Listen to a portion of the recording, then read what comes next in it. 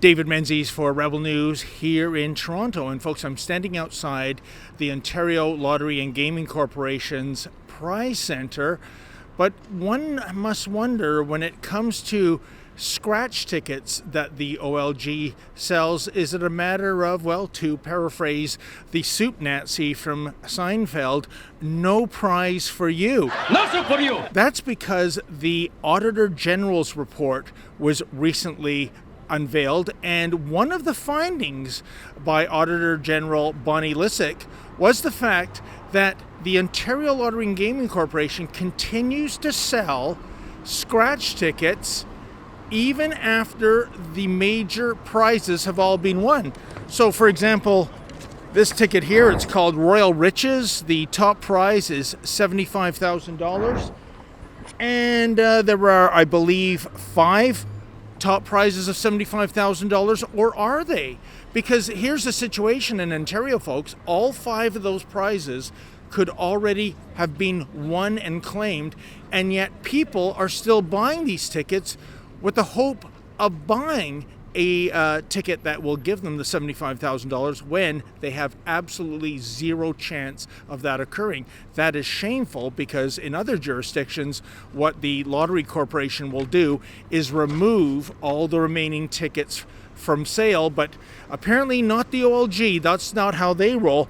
Indeed, Ms. Lysyk said in her report, "We noted that OLG is not ensuring that Ontarians are aware of whether any top instant scratch ticket prizes are still available at the time of a purchase of open packets of scratch tickets," end quote. Her report goes on to say, previous consumer research conducted by OLG showed that a prize amount of $100,000 or greater was considered by the public to be a life-changing amount, and that consumers were less likely to purchase instant scratch tickets once all the top prizes have been claimed. Well, of course. I mean, why would you buy something promising you great riches when all those prizes have been eradicated? Now, the OLG, I love this. This is what they said in a statement, quote, "OLG is committed to openness and transparency in the sale of its products and encourages customers to contact us should they have any questions or concerns," end quote. Yeah, so when it comes to a lack of transparency, when it comes to selling these tickets, the OLG says they're all about transparency and openness. Does that make sense to anyone?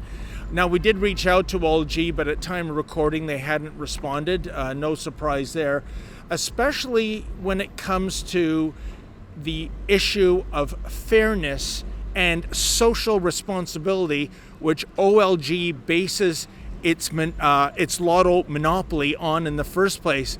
But as the evidence shows, folks, the chances of the OLG doing the right and responsible thing, well, I think the odds of that happening would make even the most reckless gambler cringe. For Rebel News, I'm David the Menzoid Menzies. Folks, you know that we love to tell you the other side of the story, especially when it's a Crown Corporation going rogue, when they're breaking the rules. You won't see the mainstream media getting on the OLG's case. I mean, they're one of the few remaining advertisers for newspapers, radio stations, and TV stations, but we don't operate like that. What I'm saying is, if you can help us, we would greatly appreciate that. Go to rebelinvestigates.com. That's rebelinvestigates.com. And if you can, please chip in $1 or $3. Thanks so much.